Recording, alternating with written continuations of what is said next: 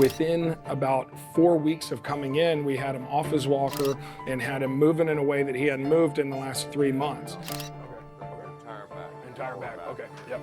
So had back pain for a long time, decade. Ended up having, it was a brain aneurysm, right?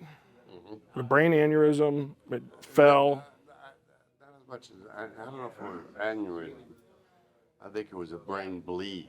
Okay, so a brain bleed, and then ended up having surgery, Yes. right? So that was 3 months ago on Friday last week. Yeah. So in the hospital in tier for a few weeks, right? So initially came in, was on a walker. That was about 5 weeks ago. That's correct. So we made an agreement that that if you did everything I asked you to do, then we were going to get you up and walking by the end of February.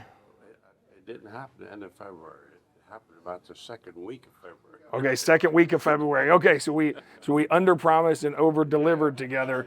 But one of the things that I see and this is not our normal case, we don't see people with a traumatic brain injury or something very often, but we're very close with his wife. She has been a client for a while now. And so we took him on, and he's just made amazing improvement because of the things that he did at home. And this is what I've seen consistently is somebody has a traumatic brain injury or a stroke and they stay down for longer periods of time. What we agreed to is every 2 hours he would get up and do a routine of his exercises. So we were changing his activity level at the same time of strengthening the correct muscles consistently.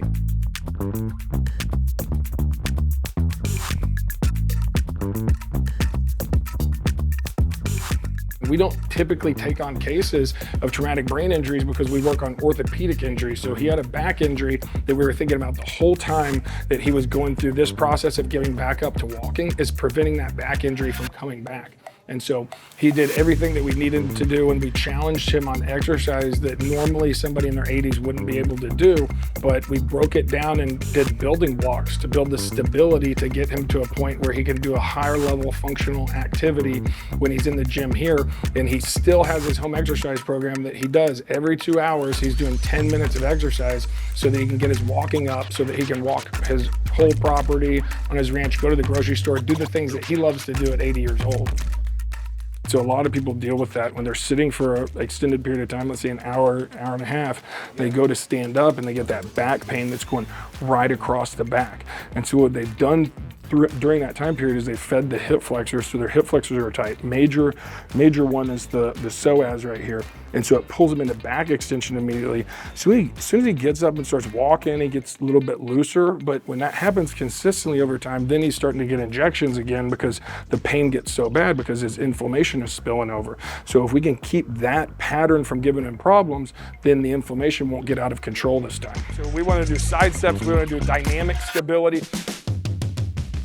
We want to work on putting on the brakes, and so that's always a challenge because we haven't done it in a long time. So he does a really good job of reinforcing what I'm teaching him. I want him to come back into the hip, back into the hip, back into the hip, put on his brakes and stop.